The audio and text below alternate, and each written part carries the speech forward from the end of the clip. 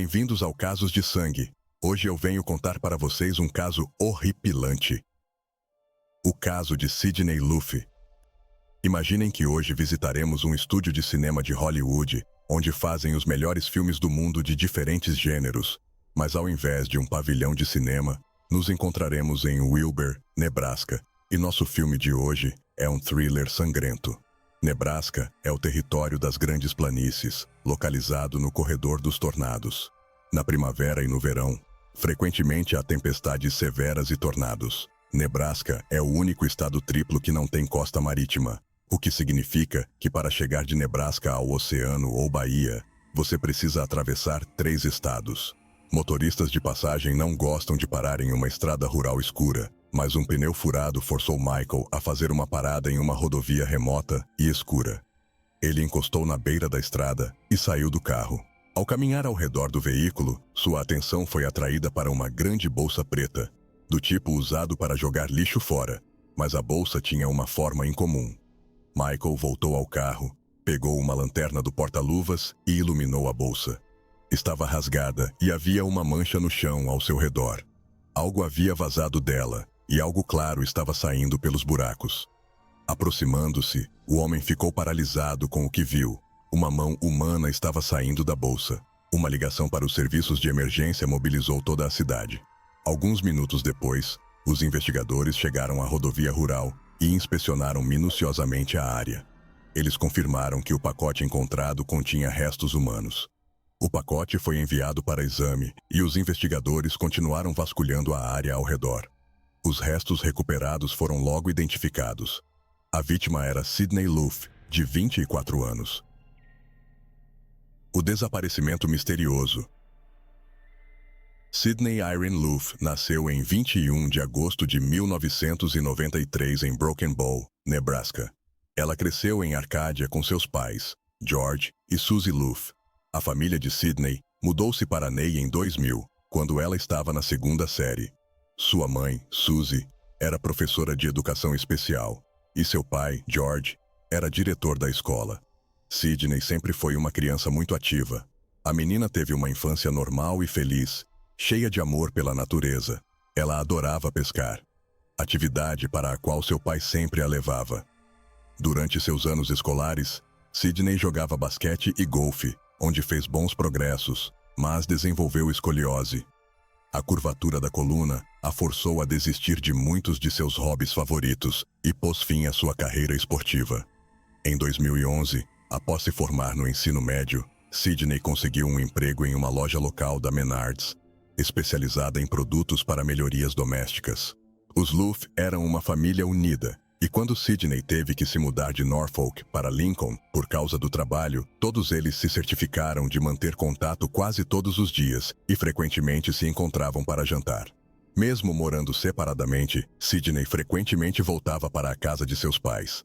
Mas ultimamente, Sidney vinha lutando contra a depressão e sentia que os medicamentos que estava tomando só pioravam as coisas. Susie estava muito preocupada com sua filha e recomendou um novo médico para ela. Ele prescreveu vários medicamentos.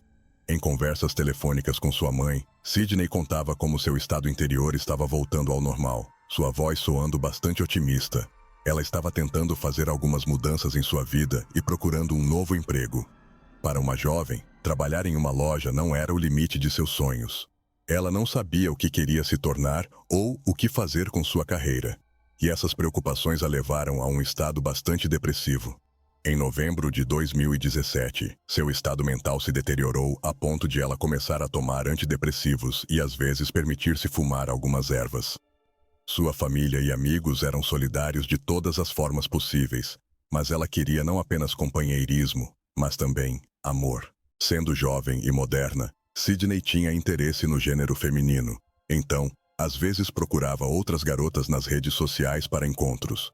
Para encontrar uma amiga, Sidney usava o Tinder, um aplicativo que permite que milhões de pessoas ao redor do mundo se encontrem, conversem e talvez se apaixonem e namorem. A busca desesperada. Em novembro de 2017, ela encontrou uma garota chamada Audrey, e a garota respondeu. Elas começaram a se corresponder. As garotas encontraram muitos interesses em comum, como jogos de azar, caminhadas e comida deliciosa. Já depois de 100 mensagens, elas decidiram se encontrar. Em 14 de novembro, Sydney foi para a casa de Audrey em Wilbur. O primeiro encontro foi tão bom que Sydney ficou muito feliz. Elas gostaram uma da outra e concordaram em se encontrar novamente na casa de Audrey em 15 de novembro. Sydney trabalhou seu turno na loja e foi para casa. Ela se limpou, arrumou o cabelo e se maquiou antes de sair. Ela tirou uma foto e postou no Tinder com a legenda "Pronta para meu encontro". Após a foto, ela recebeu uma mensagem para sair, com Audrey esperando por ela no carro. As garotas partiram. No dia seguinte, Sydney Luff não apareceu para trabalhar. Mas mesmo que ela estivesse de bom humor nos últimos dias por causa de seu novo relacionamento, sua família ficou preocupada quando os colegas de trabalho os informaram que ela não apareceu para trabalhar, pois isso não era nada típico de sua responsável Sydney. Suzy falou sobre sua filha sofrendo de ansiedade e depressão profunda. Apenas dias antes de seu desaparecimento, Luff havia discutido sua saúde mental em deterioração com sua família, que a aconselhou a consultar um médico novamente para tomar antidepressivos. Essa foi a última vez que a família Luff viu Sydney. Os pais da garota foram ao seu apartamento e ficaram extremamente surpresos que Sydney havia deixado sua gata favorita, Mincy, sem comida ou água. Isso era extremamente incomum para uma dona de casa cuidadosa. Os pais sabiam o quanto Sydney amava sua gata e nunca a deixava sozinha por muito tempo. Eles ficaram preocupados e relataram o desaparecimento de Sydney à polícia. O próprio apartamento estava trancado. Quando a polícia fez uma verificação de bem-estar na casa de Sydney, eles não viram nada fora do comum. Mas a família insistiu que algo estava errado e a polícia levou suas preocupações a sério. Em 16 de novembro de 2017, a loira de 1,70 m foi dada como desaparecida depois que não apareceu no showroom da loja Menards, onde trabalhava na rua 27 e na rodovia Cornhusker. Sydney sofria de uma condição espinhal e caminhava de uma maneira diferente do que a faria se destacar na multidão. Ela estava usando uma jaqueta branca da marca Columbia e uma camisa de cor creme. Ao testemunhar sobre os eventos anteriores antes de seu desaparecimento, seus pais disseram à polícia que ela contou a um amigo no Snapchat na manhã de quarta-feira que havia saído em um encontro com uma mulher que conheceu online na terça-feira à noite e planejava se encontrar com ela novamente na noite de quarta-feira. O carro de Sydney, que ela deixou no nordeste de Lincoln, foi encontrado. Os policiais disseram que realizaram entrevistas e estavam procurando por quaisquer pistas que pudessem levar a Sydney ou seu rastro.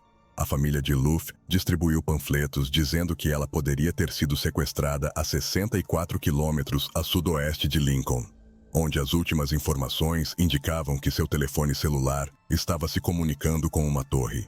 O panfleto também observava que não havia atividade em sua conta bancária e que seu telefone celular estava desligado na noite em que ela desapareceu.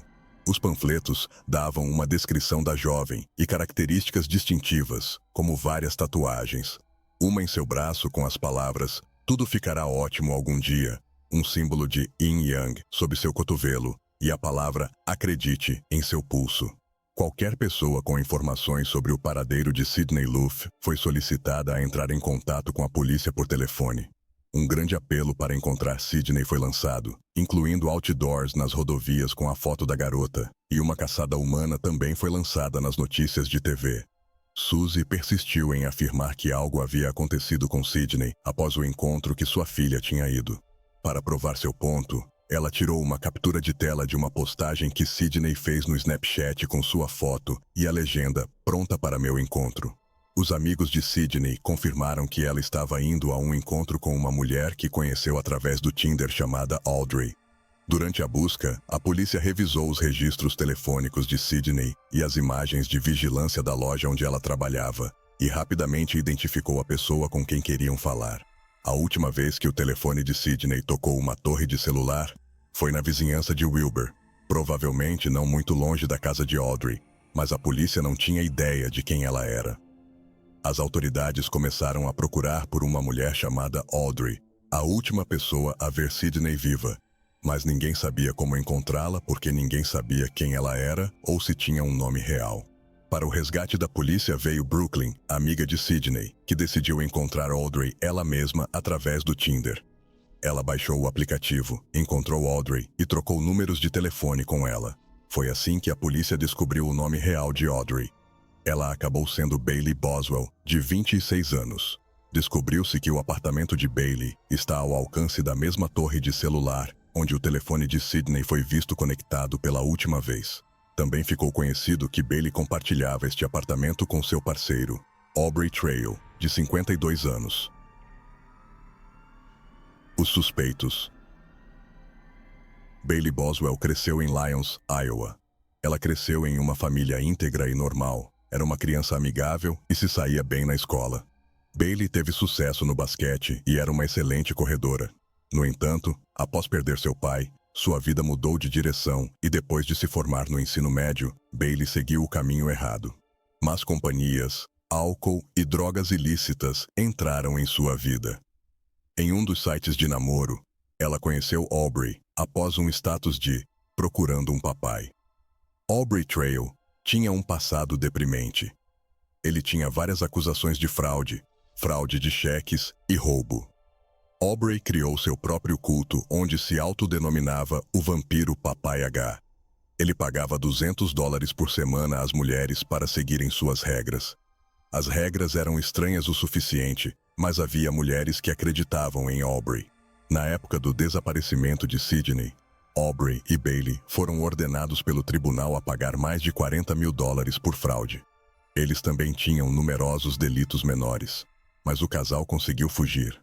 Em 19 de novembro de 2017, após obter um mandado, a polícia revistou a casa de Bailey e Aubrey. Uma inspeção do apartamento revelou que algumas das paredes haviam sido esfregadas com alvejante, o que foi confirmado por um vizinho que havia notado o cheiro acre de substâncias à base de cloro 2 dias antes.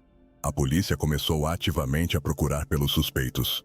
Enquanto estavam foragidos, eles postaram vídeos no Facebook dizendo que não tinham envolvimento no desaparecimento de Sidney e esperavam por seu retorno seguro. Bailey alegou que saiu em 2 encontros com Sidney, mas a deixou na casa de um amigo e nunca mais ouviu falar dela. Ela disse: "Eu só quero que a família de Sidney saiba que estou realmente arrependida, mas não tive nada a ver com isso. Espero que Sidney seja encontrada muito em breve. Ela é uma garota adorável e incrível." Levou alguns dias para a polícia rastrear o casal, mas eles eventualmente os encontraram em um hotel em Branson, Missouri. Bailey Boswell e Aubrey Trail foram presos algumas semanas após Sidney ser dada como desaparecida. Descoberta macabra. Após analisar cuidadosamente os registros telefônicos e os registros de localização de Bailey, a polícia descobriu os restos mortais de Sidney. Ela havia sido desmembrada. Seu corpo tinha sido cortado em 14 pedaços e a polícia encontrou 13 partes de seu corpo em sacos de lixo plásticos pretos em valas no condado de Clay. Alguns de seus órgãos, incluindo seu coração, estavam faltando. Isso é simplesmente horrível. Um total de 16 cenas de crime foram encontradas com os restos mortais ou pertences pessoais de Sidney. Suas chaves do carro, carteira de motorista e capa de telefone foram encontradas ao longo da rodovia. Todas as rotas correspondiam aos movimentos dos 2 perpetradores. A perícia realizou autópsias nas 13 partes do corpo que foram encontradas. Havia abrasões nos pulsos de Sidney, um inchaço em sua cabeça, lóbulos das orelhas rasgados, abrasões e contusões em suas costas. Havia ferimentos em seu corpo indicando que Sidney havia lutado por sua vida.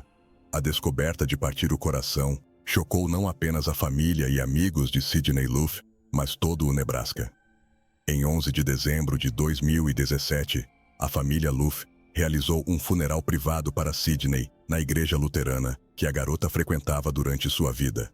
Bailey e Aubrey foram acusados de homicídio em 1º grau, descarte inadequado de restos humanos e conspiração para cometer um crime. Bailey se declarou inocente de todas as 3 acusações. Aubrey também se declarou inocente de homicídio doloso e conspiração, mas se declarou culpado de descarte inadequado de restos humanos. Cada depoimento sucessivo de Aubrey diferia do anterior. O homem estava constantemente confuso, mudando o curso da ação e adicionando diferentes atores. Quando Aubrey falou pela primeira vez com a polícia após sua prisão, ele lhes contou sobre o culto em que ele e Bailey estavam envolvidos. Ele falou sobre bruxaria e disse que era um vampiro que podia voar. Aubrey se retratou como o líder deste culto e também como um vampiro, e garantiu a eles que tinha bruxas no culto que tinham que matar outra mulher para obter poderes. Então, em uma de suas primeiras audiências no tribunal, ele admitiu que matou Sidney Luff, mas fez isso completamente por acidente.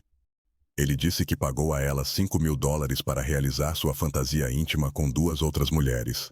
Sidney concordou, mas morreu acidentalmente durante o ato íntimo quando ele a estrangulou acidentalmente com um cabo. Ele também admitiu que se livrou do corpo cortando-a em pedaços, pois era um ritual de acordo com suas crenças religiosas. Ele tinha que drenar todo o sangue para liberar sua alma para os deuses em um lugar sagrado e dispor as partes do corpo para ajudar em sua reencarnação mais rápida. Mas essa versão acabou sendo falsa. Imagens de vigilância fornecidas datadas de 14 de novembro mostram Bailey e Aubrey fazendo check-in em um hotel em Lincoln, não muito longe de onde Sidney morava. Então, em 15 de novembro, eles visitam uma loja de materiais de construção, que os mostra comprando um conjunto assustador de ferramentas: uma serra alvejante, uma serra dobrável, uma faca fixa e os sacos usados para os restos de Sidney. Em 15 de novembro, à 1:01 da tarde, uma câmera de vigilância capturou Sidney cruzando com Aubrey na loja Menards durante o horário comercial, mas a garota não tinha ideia na época de quem ele era ou como o destino cruel a trataria. O julgamento. Em 11 de junho de 2018, a primeira audiência judicial foi realizada pelo assassinato e sepultamento inadequado dos restos mortais de Sidney Luff. Julgamentos separados foram ordenados, mas a acusação era essencialmente a mesma para ambos. Os julgamentos foram realizados em Lexington porque os advogados argumentaram que Bailey e Aubrey não teriam um julgamento justo em Wilbur devido à publicidade em torno do caso. A promotoria argumentou que Sidney foi assassinada, ela foi estrangulada, e o crime foi um ataque premeditado que foi cuidadosamente planejado. Aubrey e Bailey foram declarados líderes de um grupo que estava interessado em recrutar jovens mulheres para jogos íntimos. Bailey, portanto, usava o Tinder para encontrar as mulheres. Durante o julgamento, o júri ouviu o testemunho de 3 outras mulheres que disseram ter tido relacionamentos com Aubrey e Bailey em momentos diferentes, e seu conhecimento também começou no Tinder. Todas elas haviam se envolvido com Bailey e participado de atos íntimos com Bailey e Aubrey. Uma mulher disse que até viajou com eles depois que se conheceram. Ela disse que Aubrey lhe dava uma mesada semanal de $200 e a convidou para se juntar ao seu culto. Ele chamava os membros do culto de bruxas e disse que ela tinha que torturar e matar alguém para se juntar a eles. Ela testemunhou que Bailey era chamada de Rainha das Bruxas. Outra mulher testemunhou que Bailey falava em grande detalhe sobre quebrar seus dedos e seu desejo de desmembrar o corpo. Ela gostava de falar sobre tortura. Todas as 3 mulheres que testemunharam deixaram claro que tanto Bailey quanto Aubrey estavam envolvidos em todas as conversas sobre tortura e o crime. Falando sobre a investigação e as evidências obtidas, a promotoria reconstruiu o quadro do que aconteceu na trágica noite de 15 de novembro de 2017. Sidney estava se preparando para um encontro com uma mulher que ela conhecia há alguns dias. Elas trocaram mensagens no Tinder e Bailey pegou Sidney em seu apartamento. Elas foram dar uma volta no carro de Bailey. Depois de um tempo, o carro parou na casa de Bailey, onde Sidney foi atraída para o apartamento. Lá, Bailey e Aubrey a atacaram assim que ela entrou e a estrangularam com um cabo de extensão no chão da sala de estar. O apartamento foi então completamente limpo por Bailey e Aubrey, uma parte que a promotoria alegou também ter sido pré-planejada. Eles então cortaram Sidney em pedaços e jogaram seus restos no condado de Clay no dia seguinte. O tribunal ouviu o depoimento de Jennifer Cole, proprietária do local, que relatou ter sentido um forte cheiro de cloro ao entrar na garagem, e que esse odor se intensificou quando entrou na casa no dia 16 de novembro.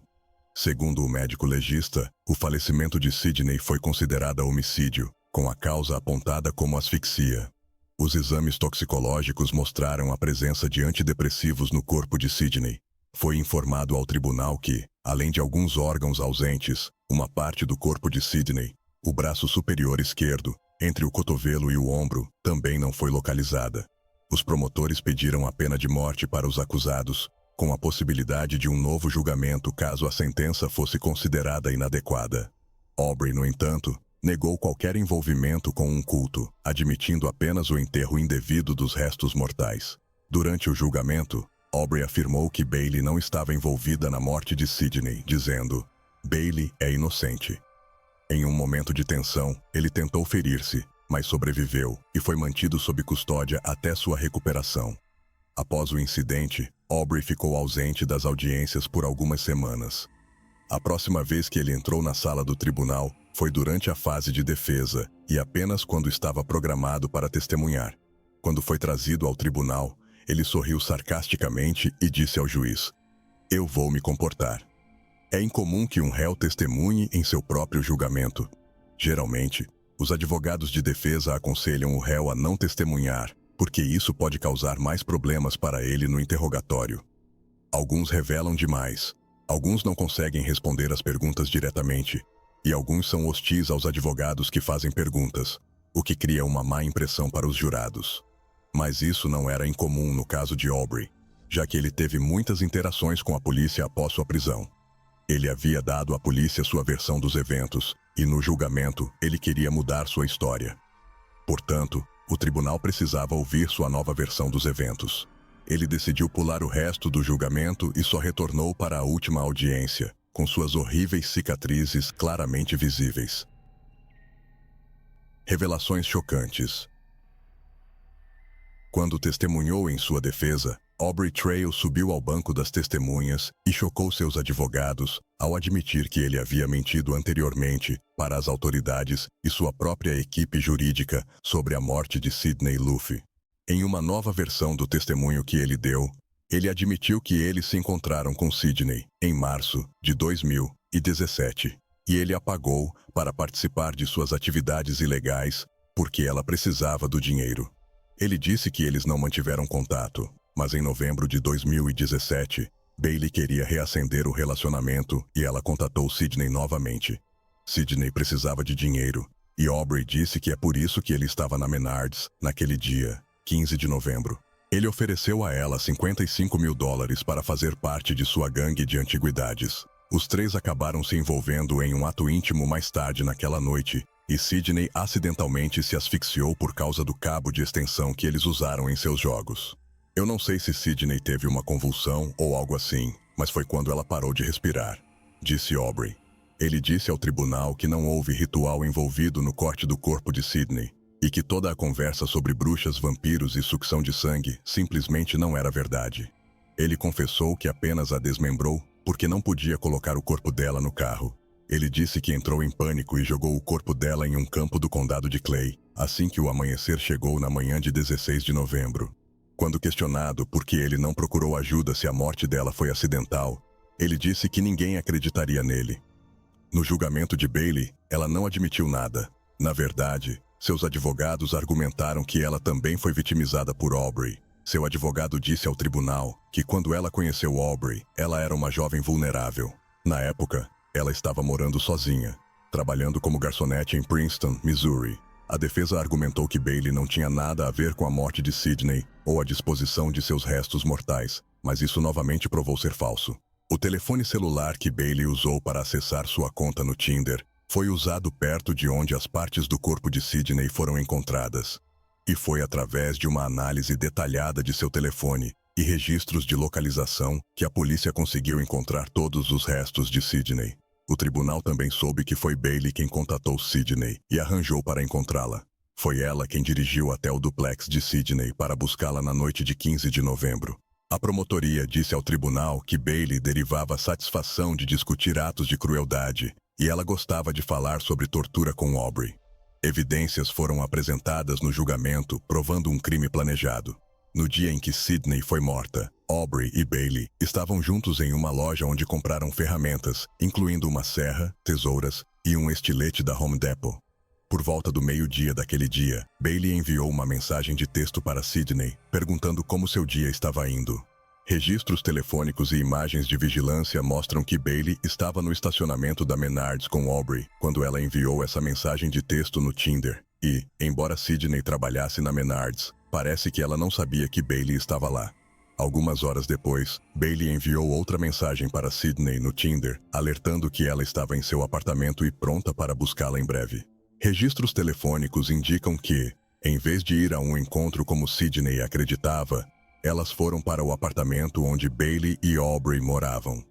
O advogado de Bailey, Todd Lancaster, argumentou que, quanto a Bailey, as evidências mostraram que Bailey era culpada de comprar alvejante e sacos de lixo para usar para se livrar do corpo de Sydney e, como tal, ela poderia ser acusada de ajudar e incitar o descarte inadequado de restos humanos.